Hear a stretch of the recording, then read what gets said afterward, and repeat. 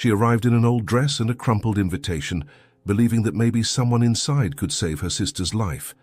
But before she could take a single step, she was humiliated, thrown out, and treated as if she had no worth. The ballroom shimmered in the distance, and there she stood alone on the sidewalk, almost giving in to the shame. Then a man stepped out of a black car, looked her in the eyes, and said, "She's my wife." But what happened next? No one there could have imagined. If this story touches you, subscribe to the channel, leave a like, and let us know where you're listening from in the comments.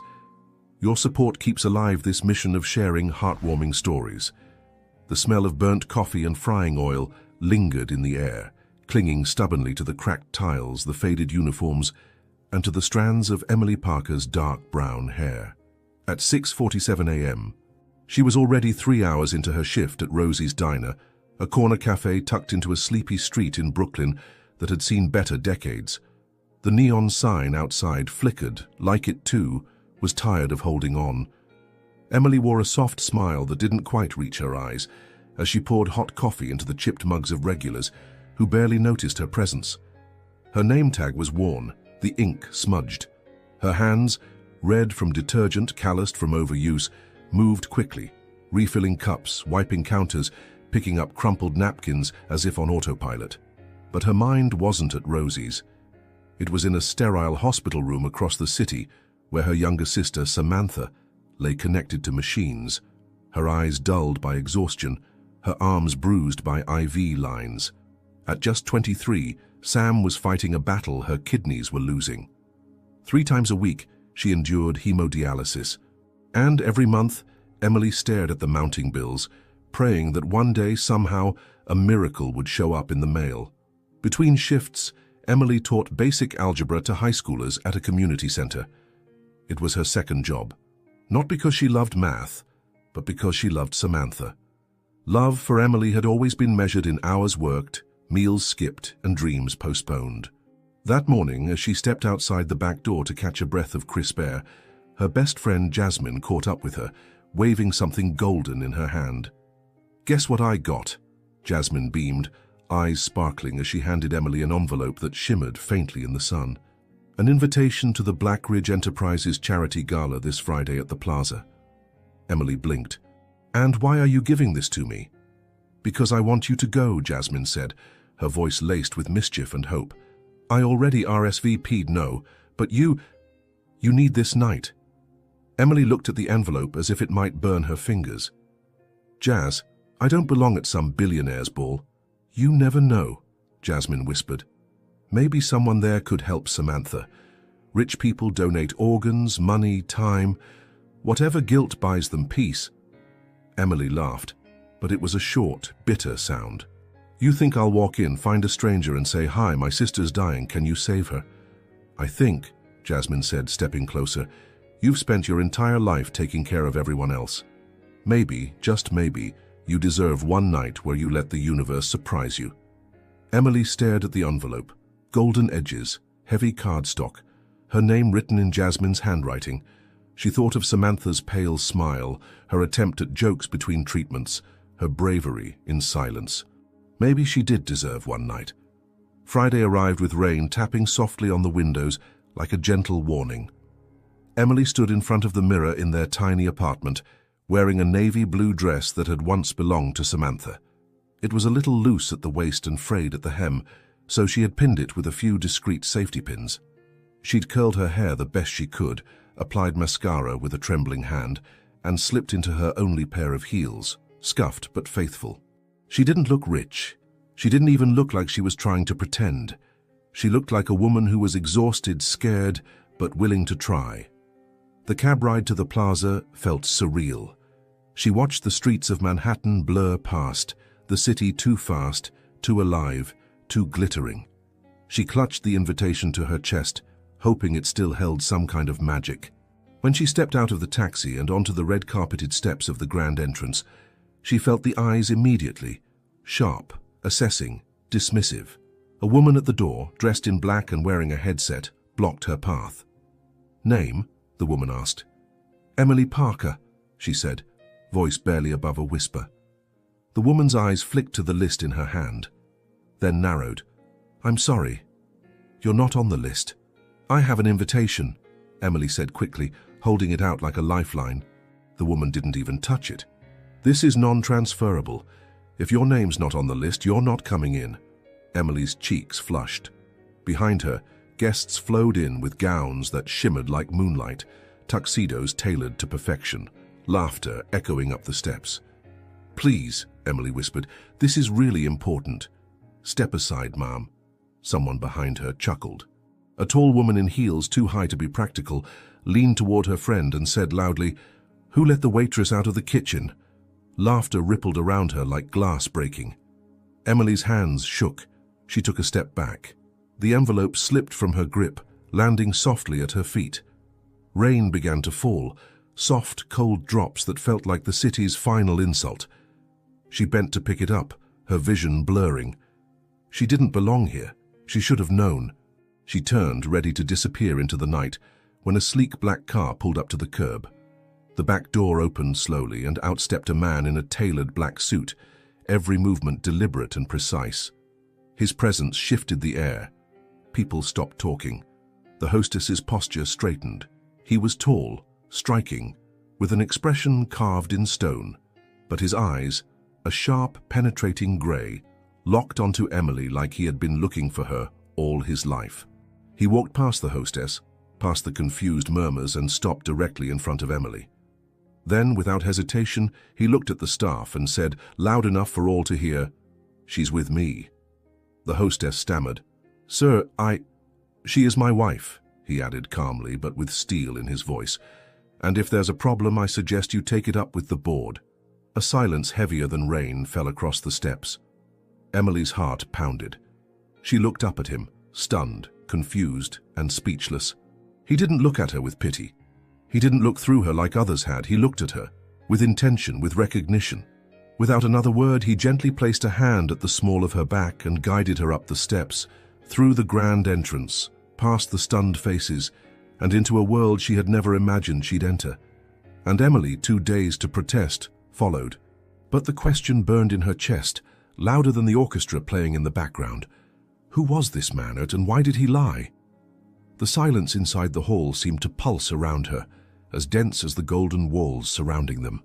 Emily walked beside the stranger, or almost a stranger, unsure if she should thank him, run away, or desperately ask what was happening. Crystal lights hung like inverted constellations above their heads, and her steps echoed, with uncomfortable timidity, against the polished marble. He walked with the confidence of someone accustomed to ruling this world, but there was something more there. Something in the nuances of his gesture, the way he positioned his body between her and the eyes of others. Emily could feel it. This wasn't just for show. But why? They passed down a corridor lined with old tapestries, heading toward a private room at the back of the main hall. The door closed behind them. Finally, he turned to face her. "Are you okay?" His voice was firm, low, carrying a calmness she hadn't expected. Emily looked at him. His eyes, now softer, held a kind of silent memory. And that confused her even more. "Who are you?" she managed to say, trying to keep her composure, though her breath was still uneven. He hesitated. Then he gave a small smile. Alexander Blackridge." The name hit her like a wave of reality. Blackridge, the same name on the company printed at the top of the invitation, the same name for the charity gala, the same man whose arms had surrounded her with an impossible phrase, "She's my wife." Emily crossed her arms, trying to contain the cold she felt, and it wasn't from the temperature. "You lied. Why? You don't know me. I've never seen you in my life." Alexander took a step closer, but maintained a respectful distance. There was a tension in his shoulders, something deeper than just the embarrassment of a social scene. "2 years ago," he started slowly. "In the summer, my son Liam had an anaphylactic shock in Central Park. He was with the nanny. I was on my way, but you were there." Emily furrowed her brow, confused. "You saw when he collapsed. And without hesitation, you used an epinephrine pen from your bag." The nanny froze. "And you saved my son's life." The words made time stop for a moment. She remembered, the boy in the playground, his skin turning red, the struggle to breathe. How she carried adrenaline in her bag for precaution. It was something Samantha used as well. She recalled the panic, the nanny's crying, the despair, and how, after giving the injection, she quietly left without waiting for thanks. After all, she thought that the absent father would never know. "I tried to find you," he continued, "but you disappeared. The nanny didn't take down your name. No cameras were working in that corner of the park. All I had was the memory of your face." Emily went silent. Her heart was racing. A part of her melted inside, while the other built protective walls. "So, today when I saw you out there being humiliated, I knew. It was you. Again at the right moment. Only this time it was my turn to protect you." Emily looked away, feeling something burn inside her chest, a mix of gratitude, anger, disbelief, and something harder to name. "But why say I'm your wife? Why not just let me in?" "Because inside here," he answered, "a stranger has no voice, but a wife commands respect. No one would dare question you if they thought you belonged to me." She looked at him again. "But I don't belong to you." "I know," he said, with disarming gentleness. "But tonight, I needed a reason strong enough to silence everyone and give you the space you deserve." In the main hall, the lights danced on silk gowns and crystal glasses. The guests conversed among themselves, but their glances kept slipping toward the door where Emily had entered. Whispers were already circulating. No one knew who she was, and that, in a room of heavy names and ancient lineages, was unforgivable. Alexander, on the other hand, returned to the center of the hall with her by his side. He offered his arm with natural ease, as if the gesture had been rehearsed for years. Emily hesitated, but accepted. His touch was warm, present, unhurried. And then, amidst the orchestra playing in the background, a child's voice cut through the air. "Hey!" A little boy with clear eyes and brown hair ran toward them, crossing the hall as if unaware of the protocol. His steps were eager, but his smile was pure. "You're the lady who saved me at the park." Emily crouched reflexively. Liam stopped in front of her, his wide eyes the look of someone rediscovering a lost piece of childhood. Without waiting for a response, he hugged her. "I remember your face, your voice. You said I was going to be okay." Emily swallowed hard, feeling the small, warm embrace stir something inside her that had long been dormant. The entire hall went silent. The orchestra stopped. Curiosity turned into reverence. The waitress turned hero. Alexander bent down beside them and looked at his son with a discreet tenderness. "Liam," he said softly, "she's not just the lady who saved you. She's our guest of honor." Liam smiled. "So she's staying, right?" Emily looked at him, then at Alexander. There were tears held back, but also a quiet certainty in the air. "If you want me to stay," she whispered, "I'll stay." And at that moment, without anyone saying another word, she was led back to the center of the hall. But this time, not as an intruder, as someone who was expected. However, as she sat at the table next to the most important guests, with a little boy smiling beside her and a CEO watching every detail of her with a care that couldn't be explained, something inside Emily still trembled. The night was just beginning, and what would come next could be greater than anything she had ever imagined. The night had barely begun, and yet Emily already felt the sting of regret washing over her like cold rain. She stood before the majestic entrance of the Plaza Hotel, her breath catching as she took in the towering glass doors, the gold trim reflecting the soft lights from chandeliers she could only imagine. Her heels, a borrowed pair one size too small, pinched with every step. The navy blue dress clung to her frame like a memory, one that had belonged to Samantha and had seen better years. Her fingers tightened around the invitation. Its edges were worn from being opened too many times. She had checked it at least 10 times in the cab, as if making sure it hadn't disappeared.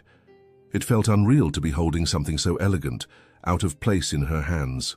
She swallowed, stepped forward and joined the slow-moving line of guests arriving in sleek black cars and glittering gowns. Women dripped in diamonds. Men wore tuxedos that likely cost more than her yearly rent. She tried to stand tall, to look like she had every right to be here. Her turn came. The hostess at the velvet rope looked up, impassive and impatient, blonde, perfectly postured, dressed in all black with a clipboard clutched to her chest. "Name?" the woman asked without even meeting her eyes. "Emily Parker," she said, clearing her throat softly. The woman flipped through her list, eyes scanning quickly. Her brow twitched. "I'm sorry. You're not listed." Emily blinked. "I have an invitation." She held it out with a trembling hand. The woman gave it a cursory glance, lips pursed. "These are non-transferable. Only the original recipient may enter." "It was given to me by a friend," Emily explained. "She's a student. Her name is Jasmine Owens. She's not on the list either." Emily's heart dropped. She could feel the heat rising in her face. People behind her began to shift, growing impatient. "There must be a mistake," she said, voice faltering. "Please, this is really important to me." The hostess's eyes finally met hers, cold, unmoved. "Step aside, please."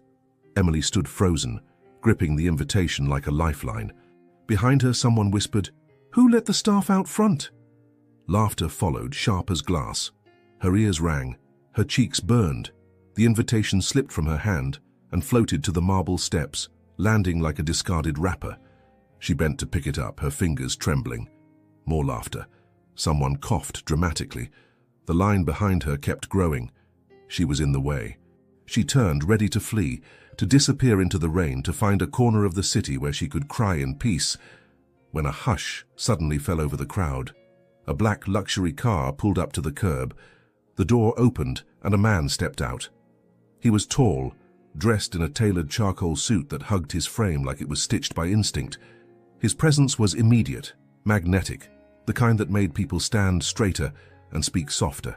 His eyes found Emily instantly. She couldn't move. He walked past the hostess and straight toward her, his gaze unwavering. The hostess straightened, her voice faltering. "Mr. Blackridge," but he didn't stop. He stopped directly in front of Emily and spoke clearly, calmly, and loud enough for everyone to hear. "She's with me." Gasps. A hush. The cameras stilled. Even the breeze seemed to pause. The hostess blinked. "Sir, she's not on the guest list." "She's my wife," he said, still looking at Emily. "Do you have a problem with that?" The word echoed across the steps like a thunderclap. Emily's eyes widened. Her knees threatened to buckle. "Wife?" The hostess stumbled backward. "Of course not, Mr. Blackridge. Please, right this way." Without waiting, he extended his arm. Emily stared at it for a second, unsure if she was dreaming, if she had finally lost her grip on reality. Then, slowly, she placed her hand in the crook of his elbow. His grip was steady, warm, familiar, somehow. They walked past the stunned crowd, past the velvet rope, and into the golden interior of the hotel. The chandeliers above glimmered like starlight on water. The polished floors reflected everything, her trembling steps, his unwavering stride, and the storm of questions that now roared inside her chest. Once inside the foyer, away from the watching eyes, Emily pulled her hand back. "Who are you?" she whispered. He turned to face her, his voice gentle. "We'll talk, but not here." Before she could protest, a soft voice interrupted them. "Daddy?" Emily turned just in time to see a small boy, maybe 5 or 6, run toward them through the crowd of elegantly dressed guests. He had light brown curls and bright, curious eyes. Alexander bent to scoop him up. "Liam," he said with a rare softness. The boy turned his attention to Emily, and then his eyes lit up. "It's you," he said, pointing excitedly. "You're the lady from the park. You saved me." The words hit her like a sudden wind. Emily's eyes darted to Alexander's. He gave a small nod, like confirmation of a truth too big for words. "I remember you," Liam said, wrapping his small arms around her waist in a hug so pure, so unexpected, that Emily had to blink back the sting in her eyes. Gasps sounded again around the room. The crowd, once cold and skeptical, now watched in reverent silence. Alexander stood tall beside them, his arm slipping protectively around Emily's shoulder. "This woman," he said to the nearest group of onlookers, "saved my son's life 2 years ago. I never forgot her face." No one dared to speak. No one laughed. The tension from the door was gone. replaced by stunned admiration, whispered apologies, and awe. Emily stood frozen. She had come here hoping someone would help her sister. She had come prepared for humiliation. But what she found was something far more dangerous: hope. The grand ballroom of the plaza glowed like a palace torn from a fairy tale. The chandeliers shimmered with soft amber light, casting golden halos over the marble floors. Music flowed like silk through the air, a delicate melody from a live string quartet nestled beside a grand staircase. But Emily could barely hear it. Her ears were still ringing from what he had said. "She is my wife." Emily sat in a cushioned velvet chair near one of the central tables, her posture stiff and unnatural. Her fingers toyed with the linen napkin in her lap as she tried to breathe evenly. Around her, the crème de la crème of Manhattan society mingled and whispered, and though no one dared approach her yet, she could feel the stares sliding over her skin like invisible arrows. Beside her, Alexander Blackridge remained calm, unbothered, like he belonged to the silence between the strings of the orchestra. He leaned slightly toward her, his voice so low it felt like a shared secret. "I know that was unexpected," he murmured. "You think?" she replied, turning to him, her voice shaking with restrained emotion. He didn't flinch. "I had to get you in.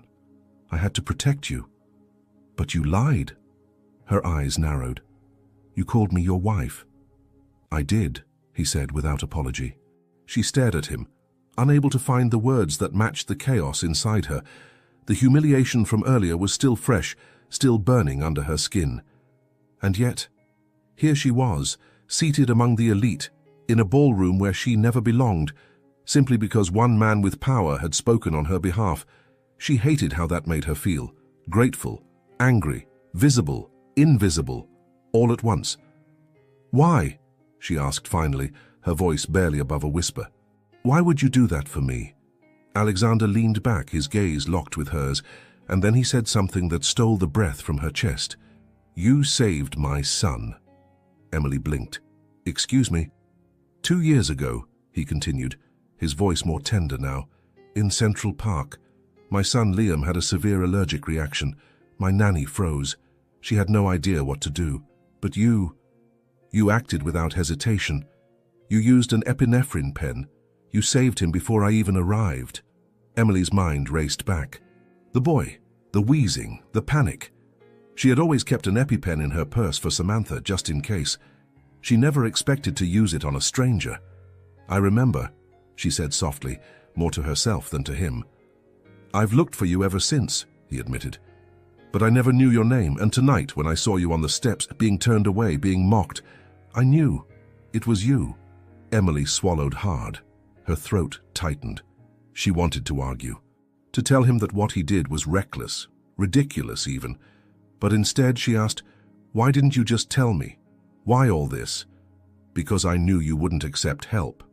His words were gentle, but edged with truth. "And I knew no one would question a wife." The moment hung between them like a fragile thread, stretched too tight. Emily looked down at her hands, and then at the grand room around her. Waiters in white gloves, politicians with false smiles, women who hadn't worn the same dress twice in their lives. She didn't belong here. But somehow, she had been brought in not through status or power or money, but because of a single selfless act of kindness. And now that act had rippled its way back into her life in a way she could never have anticipated. Alexander stood. "Come with me." Before she could answer, he gently offered his hand. Her hesitation lasted only a moment. Then she rose, and together they walked toward the side of the ballroom where a child's voice could be heard laughing. Liam. The boy lit up when he saw Emily. He was seated on a small cushioned bench, dressed in a mini tuxedo that somehow made him look even younger. "Hi," he said excitedly. "Are you staying for the whole party?" Emily smiled despite herself. "Only if they don't kick me out again." Liam laughed, a pure, high-pitched sound that seemed to soften even the hardest edges of the night. He climbed off the bench and ran to her, wrapping his arms around her waist. "I told Daddy I remembered you," he said. "You told me I was brave. You held my hand." Emily's eyes shimmered. "And you were brave." Alexander watched them quietly, a rare warmth softening his usually sharp features. Liam looked up at his father. Can she stay with us? Emily blinked, caught off guard. I don't think that's how galas work. But Liam's face turned serious. Not here. At our house. Liam. Alexander started gently, but Emily knelt in front of the boy. Thank you, she said, brushing a curl away from his forehead. That's the nicest thing anyone said to me in a long time. When they returned to the main room, the atmosphere had shifted. Word had spread. The woman no one recognized was now the mysterious heroine who had saved the Blackridge heir. Whispers were replaced by curious glances. Servers refilled her glass without being asked. A senator's wife offered her a polite smile. Still, Emily felt a wall between her and them. A subtle divide, one she wasn't sure would ever disappear. Back at their table, a small group of executives approached. Alexander, one of them greeted. We'd love to speak with you about the new merger. Later, Alexander cut in, his voice even but firm. I'm with someone. The executives exchanged awkward looks but nodded. Emily's brow furrowed. You didn't have to do that. Yes, he said, not looking away from her. I did. A while later, Alexander leaned closer. I'd like to offer something. If it's another fake marriage proposal, I think I've met my quota for tonight, she replied dryly. He chuckled, low and genuine. No, I want to help your sister. Emily froze. He knew. I had someone look into you, he admitted. Your name, your jobs, your sister's condition. I hope you're not angry. She opened her mouth, but no words came out. I could pay for the transplant, the treatments, everything, he continued. She stood abruptly. No. He rose, startled. Emily. No, she said, voice firmer now. You don't get to rescue me again like I'm some charity case. I'm not offering charity, he said quietly. I'm offering a role. She looked at him, confused. I'm looking for someone to care for Liam part-time, he explained. His nanny is retiring. He already trusts you. You'd be paid, housed, and free to keep your teaching job. I'm not saving you, I'm hiring you. Her heart raced. Think about it, he added. Stay tonight. Eat. Breathe. Then decide. The orchestra began a slow waltz. Guests rose to dance. Emily sat back down, her hands trembling. From across the room, Alexander met her gaze, and something inside her whispered, this wasn't a rescue. It was an opening. But for what? Emily couldn't sleep that night. Not even in the plush guest suite Alexander had offered her, with its velvet curtains and buttery sheets, and the scent of lavender floating in the air like a spell. It felt too soft, too clean, too far removed from the Brooklyn apartment she shared with Samantha, where the walls were thin and the heater rattled like an old man's cough. Here, she felt like she was living in someone else's skin, a version of herself that didn't exist. She sat by the window in a silk robe she hadn't meant to wear, but it had been laid out for her, and her own clothes, folded neatly, were gone. Outside, the gardens of the Blackridge estate glistened under moonlight, and everything was so quiet it was almost cruel. She held a steaming cup of chamomile in her hands, her fingers curled tightly around it, like it was the only thing anchoring her to the truth. Because underneath the luxury, she still didn't understand why she was here. And that question alone burned hotter than the tea. The next morning, she found Alexander in the sunroom, dressed in a crisp white shirt, no tie. He looked up from his tablet the moment she entered. You didn't sleep, he said, not as a question. Emily blinked. Neither did you. He gave a small nod, then gestured to the seat across from him. She hesitated before taking it. Is this the part, she asked, wrapping her arms around herself, where you tell me what you really want? Alexander didn't answer immediately. He folded his hands and rested them on the glass table, his expression unreadable. I told you the truth, he said softly. You saved my son's life. I never forgot you, and when I saw you that night on the steps, being turned away, I knew I couldn't let it happen again. Emily frowned. But that doesn't explain why you brought me here. Why you offered to pay for my sister's transplant, or why you lied in front of hundreds of people. Because the world I live in, he said, meeting her gaze, respects one thing, ownership. And as disgusting as that sounds, It's the only way I knew how to shield you in that moment." She looked away, her jaw tightening. "I didn't mean to use you," he added quickly. "But I knew if I didn't say something powerful enough to stop the whispers, they would have torn you apart." Emily set her hands flat on the table. "You called me your wife, Alexander. Do you know what kind of storm that's going to cause? They'll find me, dig into my life, my jobs, my sister's illness." "I know." "Then why?" "Because I couldn't watch you be erased again," he said, voice suddenly sharper. "Not after what you did. Not after how long I looked for you." The silence stretched between them, full of unsaid things. Finally, Emily leaned back. "So now what? You let me stay a few nights, help out with Liam, and then what? You go back to your world and I go back to mine?" "I want you to stay," he said. "Longer than a few nights." Her chest tightened. "As Liam's caretaker," he added. "You'd have a salary, a home here, and you could still teach in the evenings." Emily stared at him, her heartbeat roaring in her ears. "Why me?" "Because Liam already trusts you, and because—" his voice faltered slightly. "Because I do too." She stood abruptly, walking toward the window. Outside, the morning light had started to warm the ivy-covered walls. "I don't want to be your project," she said. "I've worked too hard for everything I have, even if it's barely enough. I'm not someone you save, Alexander. I'm not trying to save you." She turned. "Then what are you doing?" "I'm trying to thank you." "In the only way I know how." She didn't respond. Instead, she wandered through the garden for hours after their conversation, the cool breeze threading through her hair like invisible fingers. Every flower, every hedge, every carefully manicured path reminded her that she wasn't from this world. But she couldn't stop thinking about Liam's face when he hugged her, the way his eyes had lit up, the way he called her brave, and the way Alexander looked at her, not with pity or possession, but with something closer to reverence. It terrified her. It tempted her. Later that evening, Liam burst into the guest house, his hands full of crayons and paper. "Draw with me," he said, climbing onto the couch. "You can do the clouds. I'll do the dragons."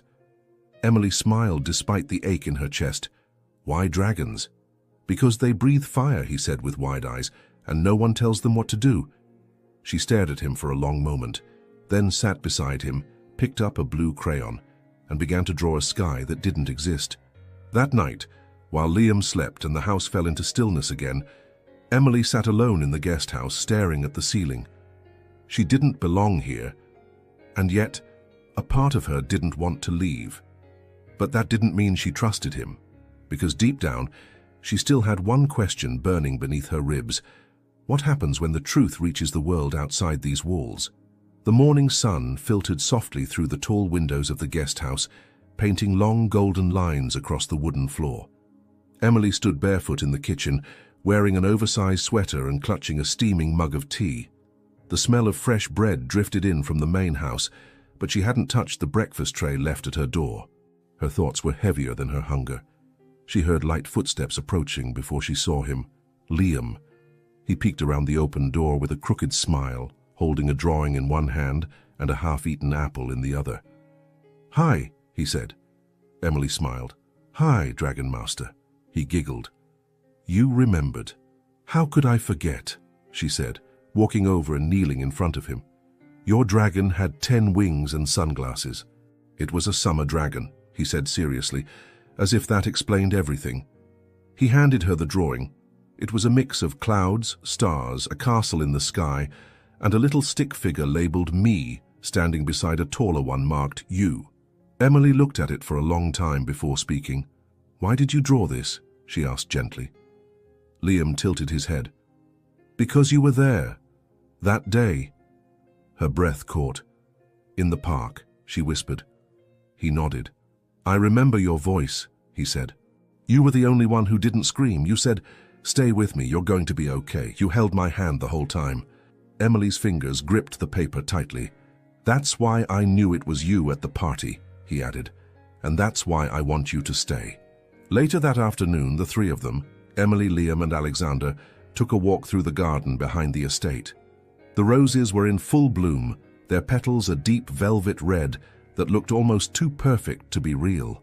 Bees hummed lazily in the warm air, and birds chirped somewhere beyond the hedges. Emily walked slowly, her hand occasionally brushing against the soft petals as they passed. Alexander walked beside her, hands in his pockets. He didn't say much, but every now and then his eyes would flick to her face and stay there a moment longer than necessary. Liam skipped ahead, narrating a story about a knight and a squirrel army. Emily finally broke the silence. "He really remembers that day?" Alexander nodded. "Every detail. It's been 2 years. Sometimes," he said quietly, "we don't forget the ones who stayed when it hurt the most." She looked at him then, and for the first time she didn't see the billionaire or the businessman. She saw a father who had almost lost his son. A man shaped by fear and gratitude. A man who carried debts that couldn't be repaid with money. "I still don't know what I'm doing here," she admitted, almost to herself. "You're doing exactly what I hoped you would," he said, turning toward her. "You're giving him something no one else could." "And what's that?" "A sense of safety that doesn't come from walls or bodyguards." Her chest ached at the sincerity in his voice.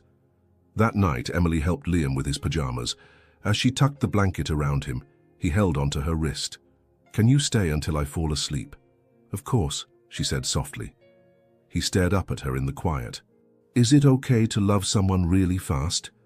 Emily's throat tightened. "I think so. Because I love you already," he whispered.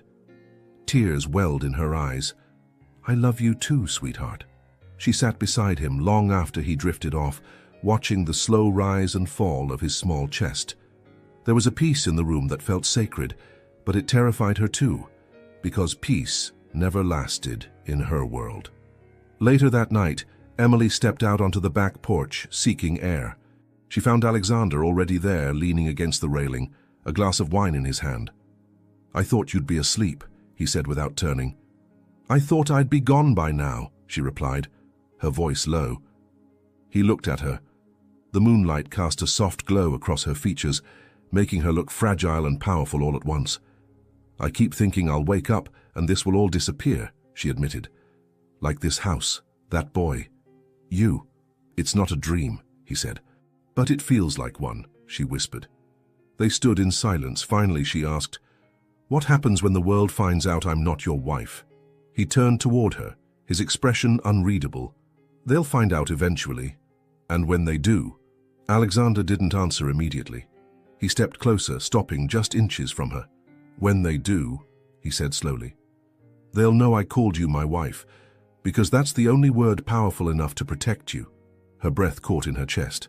"But what if," she began, her voice trembling, "they start digging? What if Samantha's name gets dragged into this? What if I hurt her by staying?" Alexander reached out, gently touching her hand. "Then we protect her too." Emily searched his face for dishonesty, for arrogance, for the kind of cold calculation she had come to expect from men with money and power. But it wasn't there. All she saw was truth, and something far more dangerous: tenderness. "I don't know if I trust you yet," she said honestly. "You don't have to," he replied. "Just stay." And for the first time, she didn't have a response, because somewhere inside her, she was beginning to want to. The next morning arrived with a hush, like the house itself was holding its breath. The early light crept in through the windows, soft and golden, casting gentle shadows on the polished wooden floors of the estate. Emily stood at the edge of the garden, barefoot in the dew-covered grass, her arms wrapped around herself as she watched the mist rise over the hedges. She hadn't told Samantha about everything yet, only that she was staying somewhere quiet, somewhere safe. But she knew it wouldn't last forever. Behind her, the sound of light footsteps on gravel broke the silence. Alexander. He wore a simple black sweater and dark jeans, casual but still elegant, still completely unlike anyone she'd ever known. "I figured I'd find you here," he said gently. "I don't usually sleep well in places this quiet," Emily replied. "Feels like the world is planning something behind my back." He let out a soft laugh and stood beside her, his gaze following hers across the garden. "I have something to ask you," he said after a moment. "But it's not a favor. It's a job offer." Emily raised an eyebrow. "What kind of job?" "Liam starts school soon," he began. "But with my schedule and the way things are unfolding, he needs consistency. Someone who's not a stranger, someone who makes him feel safe. She turned to face him fully now. You mean me? He nodded.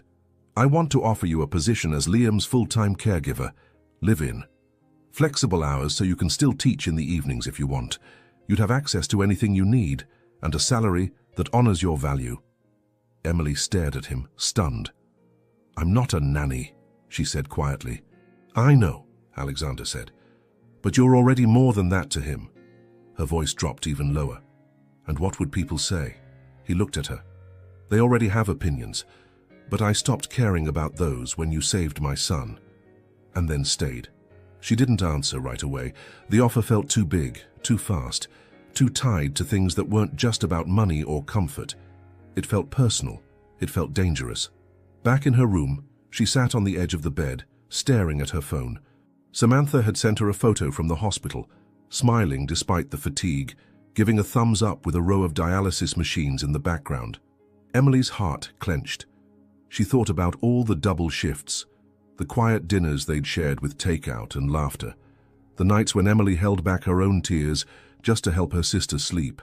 She thought about the day Samantha collapsed in the kitchen, and the way fear had carved itself into her spine like a second skeleton.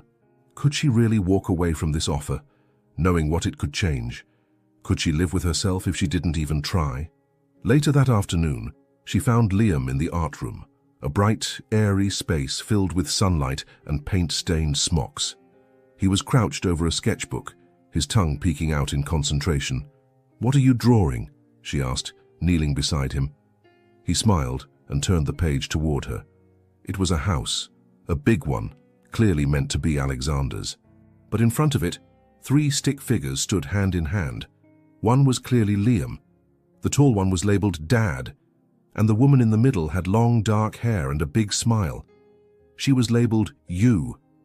Emily stared at the drawing, feeling her throat tighten. "Is that me?" Liam nodded. "You live here now, right?" She hesitated. "Maybe. I'm still deciding." He looked confused. "Why wouldn't you want to stay?" She smiled sadly. "It's not that simple, kiddo." He looked down at the drawing, then back up at her. "But I already put you in the picture." That night, Emily walked into Alexander's office. The space was dimly lit, with shelves of books lining the walls and the faint smell of cedar lingering in the air. He looked up from his laptop, surprised. "Emily?" She stepped forward. "I'll do it." His expression didn't change right away, but something in his eyes shifted. "You'll take the job?" She nodded.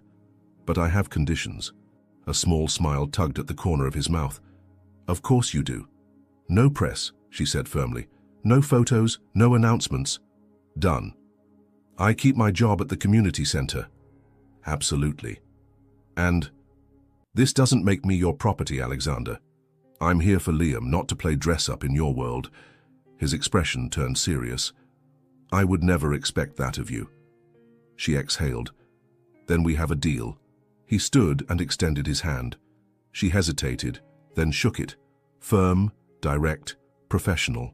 But something about the way his hand lingered, the warmth of his fingers, the softness in his eyes. It didn't feel like a business agreement. It felt like the beginning of something she didn't yet understand. The next morning, Emily woke to the sound of Liam's laughter echoing through the garden. When she stepped outside, he ran to her with messy hair and untied shoes. "You stayed!" he shouted, throwing his arms around her waist. She laughed, spinning him once. "Looks like I did." Alexander watched from a distance, phone in hand but untouched. For once his day didn't start with a call, because for the first time in years, he had a reason to pause. But as the sun climbed higher and Emily settled into her new routine, a sleek black car pulled up to the front gate. Inside it, someone watched the house through dark sunglasses. A woman. Her lips curled into a smile as she made a call. "She's here," she said, just like I knew she would be. And on the other end of the line, someone answered coldly, "Then it's time we remind her that she doesn't belong." The first few days passed like a gentle tide, pulling Emily into a rhythm she never expected to live. Mornings began with Liam bursting into her room before the alarm, already halfway dressed and dragging her toward the kitchen with promises of burnt toast and dinosaur-shaped pancakes. He insisted on helping. Eggs were cracked onto the floor, milk spilled. Flour dusted her hair like snowfall, and yet for the first time in years, Emily laughed before noon. She was still getting used to how quiet the house was. No sirens outside, no paper-thin walls, no TV left on to drown out the silence. Here, silence meant peace, not danger. The guest house was now hers permanently. Warm earth tones, bookshelves, a sun-soaked reading corner she already claimed, a desk by the window where she sometimes sat at night, journaling by hand, trying to process how her world had turned upside down. Again. But perhaps the most unexpected change was Alexander. He was everywhere, and yet never intrusive. He didn't hover, didn't impose. He simply appeared, at the breakfast table with his sleeves rolled up, or beside her in the garden carrying 2 mugs of tea. Sometimes they'd sit in silence while Liam played nearby. Other times, their conversation stretched into the evening, weaving through stories of childhood losses, books they'd loved, regrets they hadn't spoken aloud in years. Emily noticed how he listened, not out of politeness, but with presence. Like nothing else mattered in that moment but her voice, it disarmed her and scared her, because she was beginning to feel something she hadn't felt in a long time. Safe. One afternoon, after a picnic with Liam under the maple tree behind the greenhouse, Emily lay on the blanket while the boy napped beside her. The sun filtered through the leaves, painting patterns across her skin. Alexander sat a few feet away, reading, but every few minutes his eyes flicked toward her, not in curiosity but with quiet wonder. "Do you ever regret it?" she asked, breaking the silence. "Regret what?" he replied, setting the book down. "Living like this, with walls and guards and expectations, always being watched." He was quiet for a long moment. "Sometimes," he admitted, "but then I look at Liam, and I remember why I built this world in the first place." Emily turned her head toward him. "To protect him?" "No," Alexander said. "To survive losing everything else." She didn't ask what he meant. She didn't need to, because in his voice, she heard the weight of a man who had been broken once and learned to walk without showing a limp. That night, after Liam went to bed, Emily sat alone on the porch of the guest house, wrapped in a cardigan and sipping herbal tea. She watched the fireflies blink in the distance, the night humming gently around her. Alexander appeared in the doorway with 2 cups. She took one silently. "I got a call today," he said, "from the school board." Emily looked up.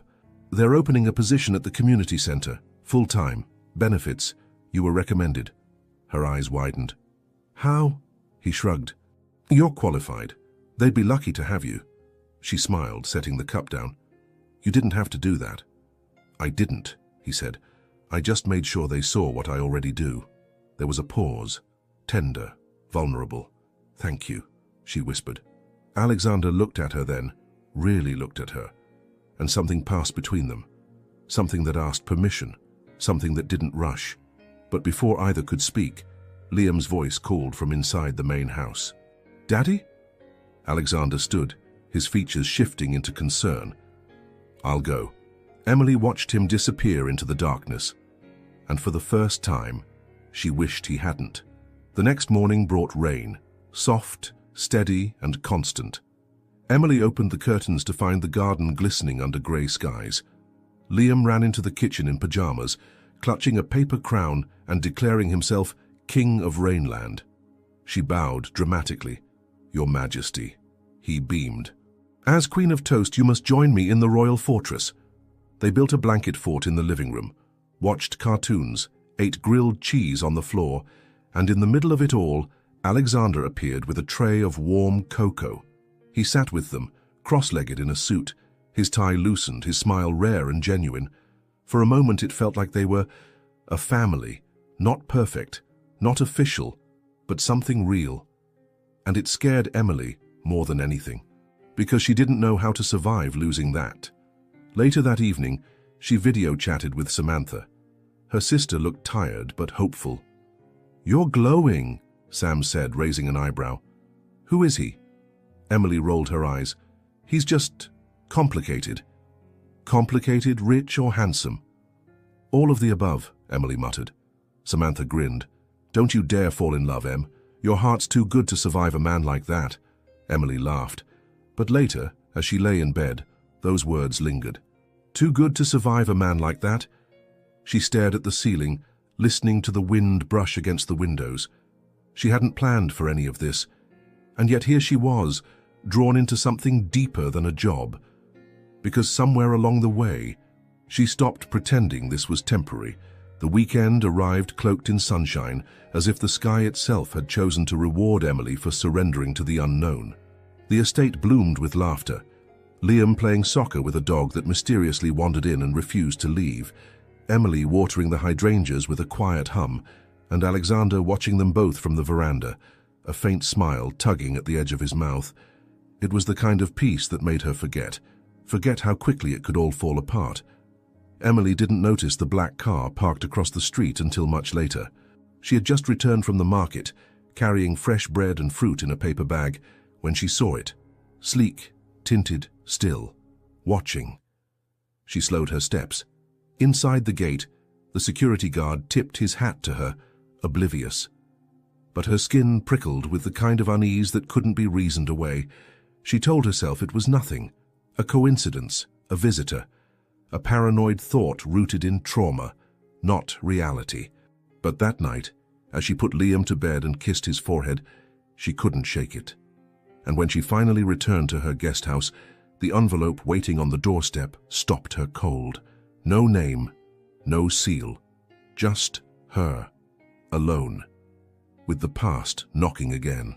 She opened it with trembling fingers. Inside, a single newspaper clipping, old, yellowed. A photo of a teenage Emily standing outside a Brooklyn courthouse, holding Samantha's hand, facing reporters after their parents' sentencing. Sisters of convicted fraudster escape foster system. Her knees buckled. She sat on the steps, the air suddenly thin. It had taken years for people to stop whispering, and now it was back. The next day, she barely spoke. She helped Liam get ready, answered his questions, read his favorite dinosaur book. But she wasn't there, not really. Alexander noticed. He found her in the garden that afternoon, sitting cross-legged beneath the tree where she once drew dragons with Liam. She looked up as he approached. He didn't say anything, just waited. She handed him the envelope. He read the headline. His jaw tightened.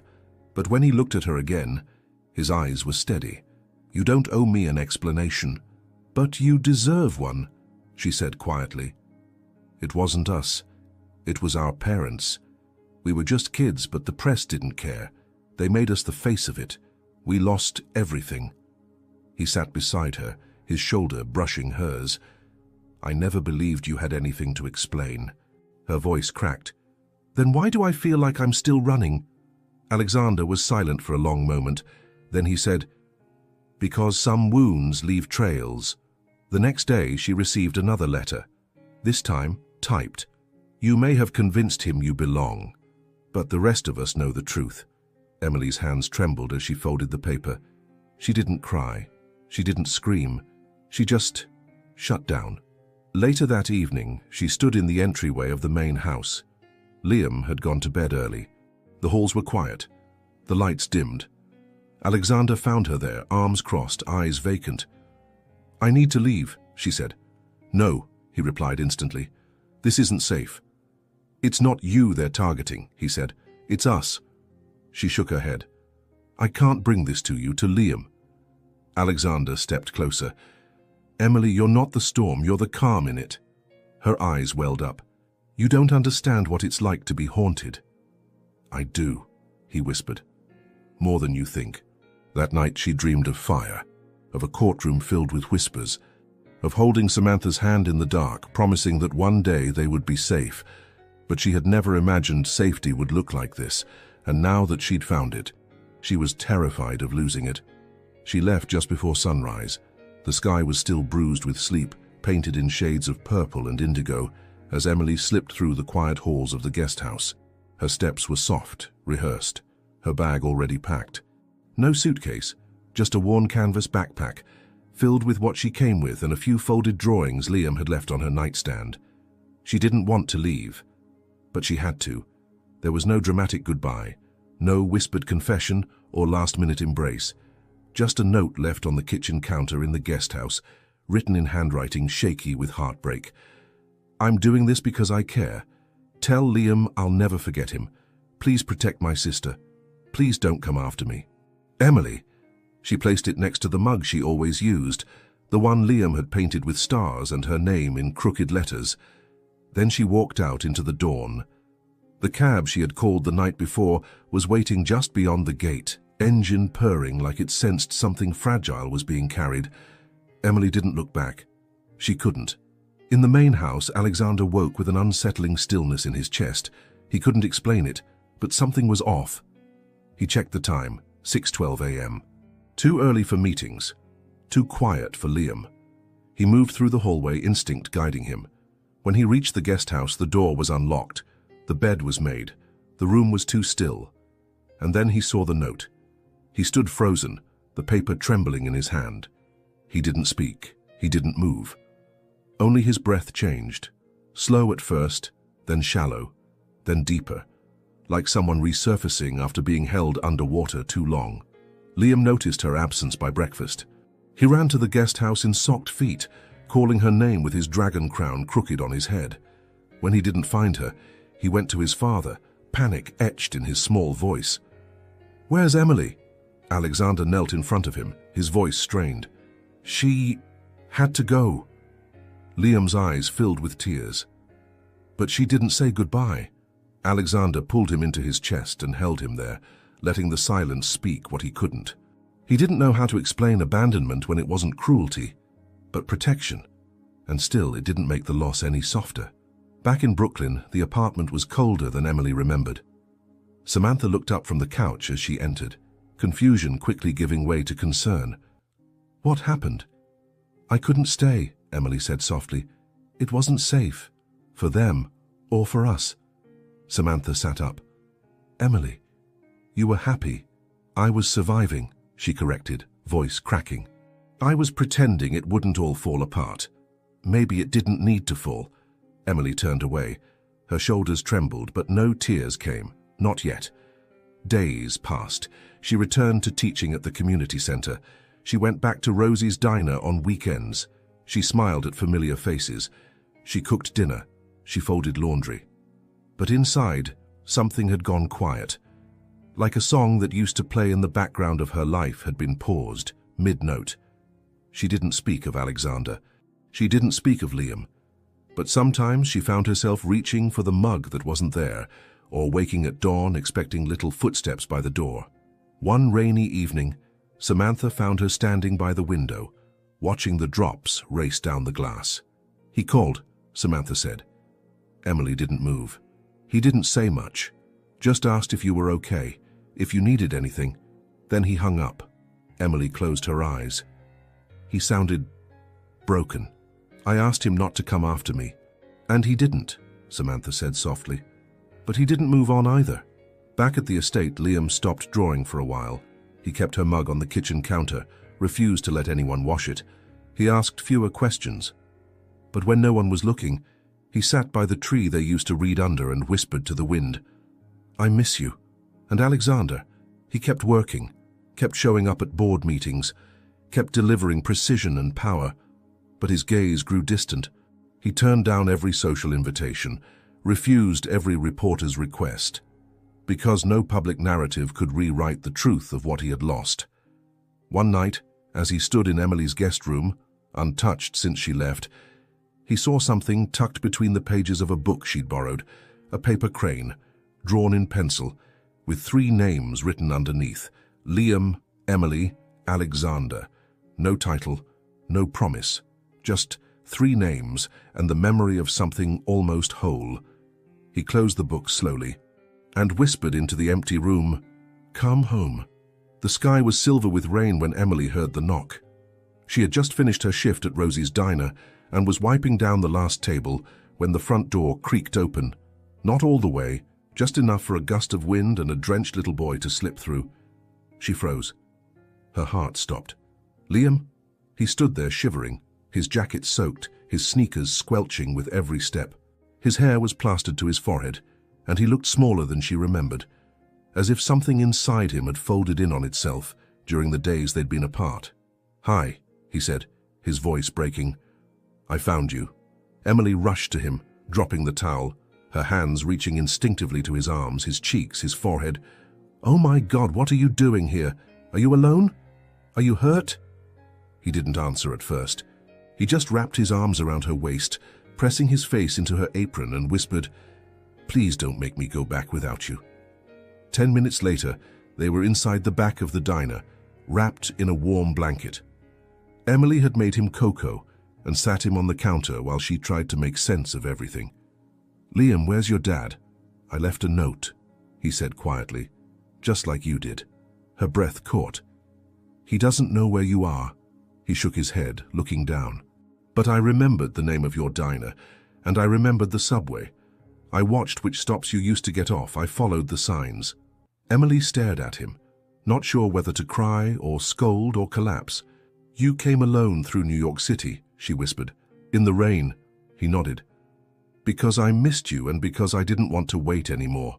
She pulled him into her arms and held him so tightly she feared she might break him, or herself. "I'm sorry I left," she whispered against his wet curls. "I thought it was the right thing." Liam pulled back just enough to look at her. "You were wrong." An hour later, the front door opened again. Emily didn't have to turn to know who it was.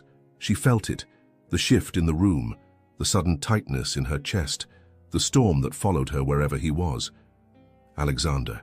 He stood in the doorway, soaked to the bone, his coat unbuttoned, his tie missing, and his face etched with something rawer than rage. Fear. "Is he okay?" was all he asked. Emily nodded, guiding Liam toward him. The boy ran the last few steps, burying himself in his father's arms. Alexander dropped to his knees, holding him tightly, his eyes closing as he exhaled for the first time in days. "I'm sorry," Liam said, muffled. "I just wanted her." Alexander nodded into his son's shoulder. "I know." Emily stood frozen by the counter, unsure what to say, what to feel. She had imagined seeing him again 1,000 different ways, none of them like this. When Alexander finally looked up at her, his voice was low, steady, and full of everything she'd tried to forget. "That night at the gala," he said, "when I said you were my wife, I didn't just say it to protect you." She swallowed. "I said it," he continued, rising to his feet, "because in that moment, I wanted it to be true." They walked in silence through the rain to the black car waiting at the curb. Liam fell asleep almost instantly in the back seat, wrapped in a dry blanket. Alexander opened the passenger door, holding it for her. She hesitated. "You don't have to go back," he said gently.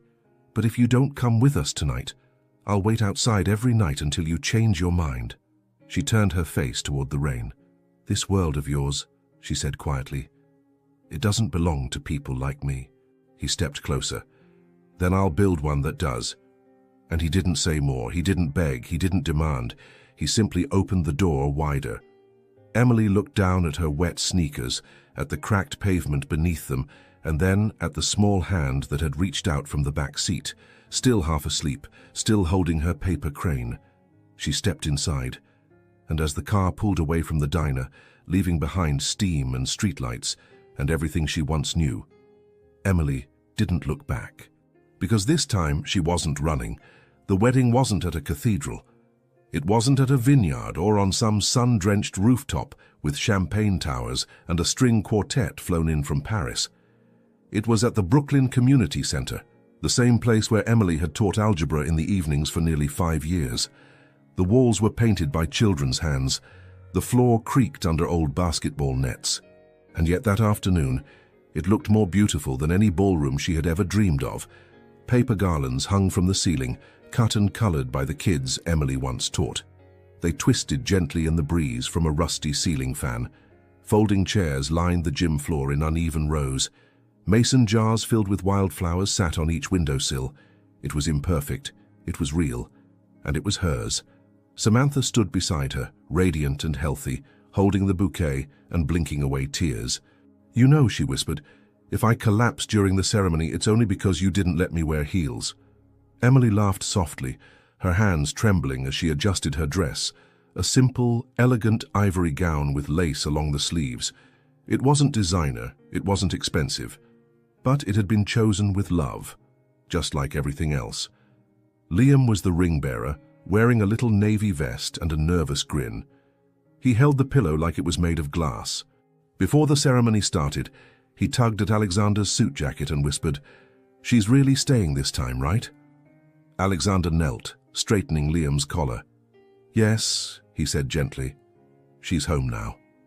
When the music began, just a single acoustic guitar, played by one of the teenagers from the center, everyone turned, and Emily entered.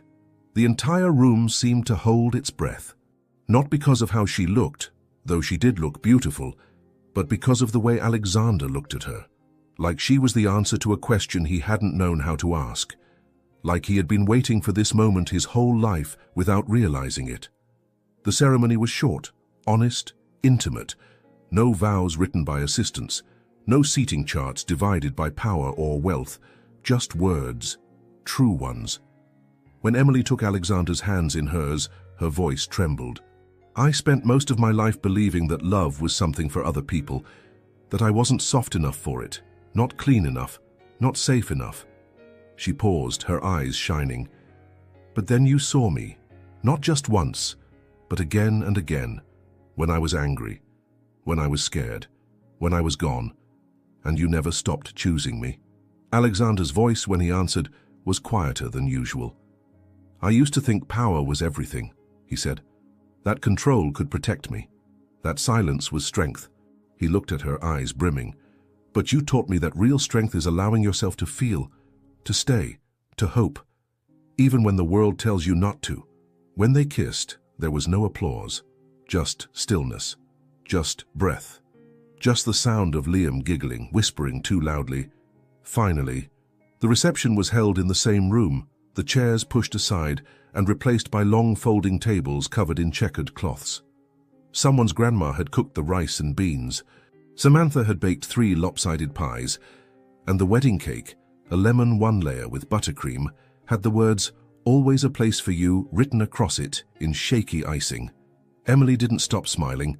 She danced with Liam. She cried when Samantha gave a speech and called her the bravest sister in the world. And when Alexander pulled her onto the makeshift dance floor for their first dance, she pressed her face to his chest and let the warmth of him sink into her bones. "I still feel like I'm dreaming," she murmured. "You're not." She looked up at him. "How can you be so sure?" "Because I never believed in dreams," he whispered, "until you came back."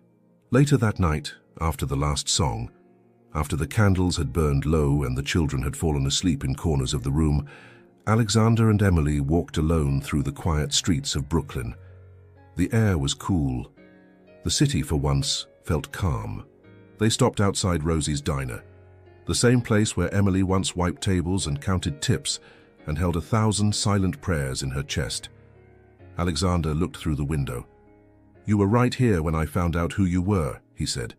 She smiled faintly. "And I was right here when I decided I didn't believe you." They stood there a long time. And then Alexander asked softly, "If that night at the gala, if I hadn't said you were my wife, and what would you have done?"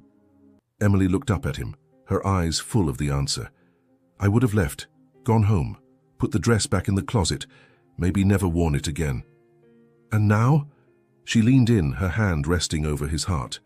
"Now I wear everything differently, because someone reminded me I'm more than where I came from." He kissed her, slow, certain. And in that moment, neither of them was running anymore, because love had found them in the wreckage, not perfect, not polished, but whole, because they had chosen to stay when everything else told them to leave. She wasn't on the list that night, but she had always been on his heart's list, because sometimes the truest love doesn't arrive with flowers or promises. It arrives as silent protection, as open arms when everything seems to fall apart. And maybe deep down this story is also about us, about when life surprises us and someone chooses to stay. If this story touched your heart, subscribe to the channel, leave a like, and share in the comments.